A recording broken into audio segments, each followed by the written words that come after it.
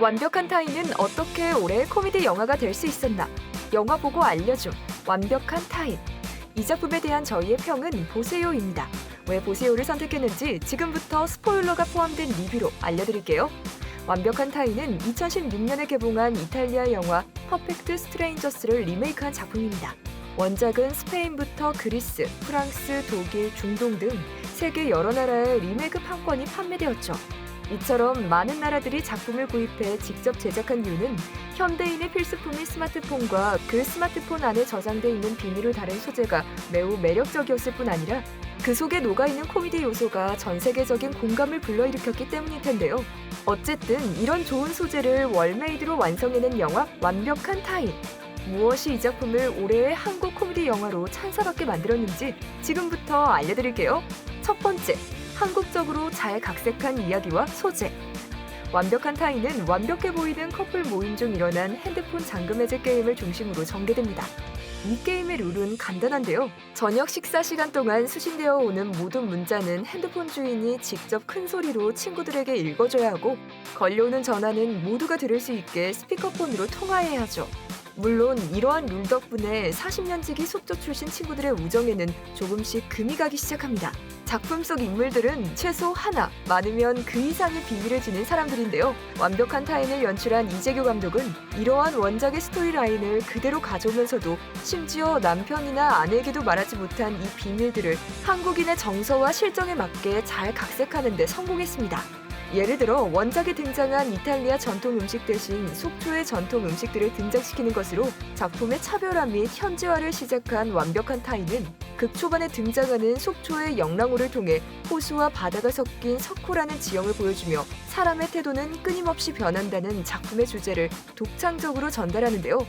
특히나 감독이 의상이나 분장보다 핸드폰을 더 신경 썼다고 밝혔을 정도로 IT 강국의 국민들답게 특별히 공을 들인 영화 속 7명의 핸드폰은 그 자체로 그 사람이 살아온 과거와 현재를 여실히 보여줄 수 있도록 핸드폰의 모델부터 케이스의 상태나 바탕 화면, 벨소리까지 디테일하게 설정했고, 이는 핸드폰이 지닌 극중 존재감과 무게감을 관객들에게 효과적으로 전달하는 장치가 되어주었습니다.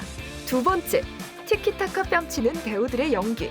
완벽한 타인은 영화의 약 90%가 집이라는 한정된 공간에서 진행되기 때문에 자칫 지루해질 수도 있었던 작품이었습니다. 하지만 이러한 문제를 영화는 배우들의 티키타카 같은 현란한 연기 앙상블로 극복했죠. 여기서 티키타카는 탁구공이 왔다 갔다 함을 표현한 스페인어로 축구에선 짧은 패스로 경기를 풀어가는 전술을 뜻하는데요. 이 축구 전술처럼 작품 속 캐릭터들은 긴 대사보다는 짧은 대사를 계속해서 주고받았고, 이러한 대사의 호흡에서 오는 긴장감은 제한된 공간에서 오는 단조로움을 망각하게 만들었습니다.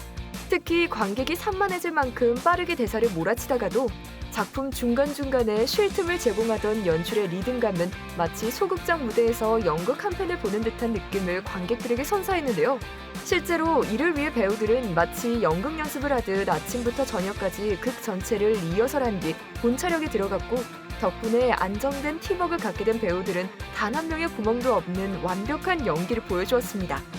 흥미로운 점은 이재규 감독이 예능에서 지적인 이미지를 뽐내던 이서진을 바람둥이 레스토랑 사장으로 캐스팅하면서 소시민 캐릭터에 익숙했던 유해진은 엘리트 변호사로 발탁했던 것인데요. 기존의 배우가 가지고 있던 이미지와 다른 캐릭터를 연기했을 때 오히려 재미를 줄 수 있을 것이라고 판단한 감독의 기획은 성공적이었고, 여기에 어떤 연기든 가능한 배우들의 내공이 더해지면서 완벽한 타인은 극의 완성도를 높일 수 있었습니다. 세 번째, 상업 영화에 전격 등장시킨 소수자 캐릭터의 올바른 활용. 최근 사회 분위기상 성소수자를 주요 캐릭터로 등장시키는 건 다양성 영화와는 달리 한국의 상업 영화에선 매우 드문 경우였으나, 이 작품에는 원작처럼 게이 캐릭터 영배가 등장하는데요. 어릴 때부터 보수적인 집안 분위기 때문에 자신이 성소수자라는 사실을 친구들에게 털어놓지 못하고 있던 이 영배란 캐릭터는 현재 속초 친구들 사이에서 자신이 은근히 소외돼 있다는 사실을 눈치채지 못하고 있던 인물이었습니다. 하지만 게임 중 영배와 태수의 핸드폰이 바뀌면서 태수가 게이로 오해받는 상황이 벌어지자 영화는 색다른 긴장감을 만들기 시작했는데요. 다른 친구들과 아내의 충격적인 반응, 이 때문에 태수가 표출하는 감정의 소동을 통해 작품은 소수자들이 겪는 편견과 고통을 직접적으로 보여주었고, 이후 진짜 성소수자인 영배가 친구들에게 건넨 말들은 관객들이 생각할 거리를 던져주었습니다. 벨소리로 등장하는 글로리아 게이너의 아윌 서바이브 하나만으로도 극적인 긴장과 재미가 가능할 정도로 제대로 만든 캐릭터와 이야기를 갖춘 웃기지만 가볍지 않았던 영화 완벽한 타인은 2018년 10월 31일 개봉했습니다. 문자 보낸 사람 있네. 왜? 받아봐. 받아봐.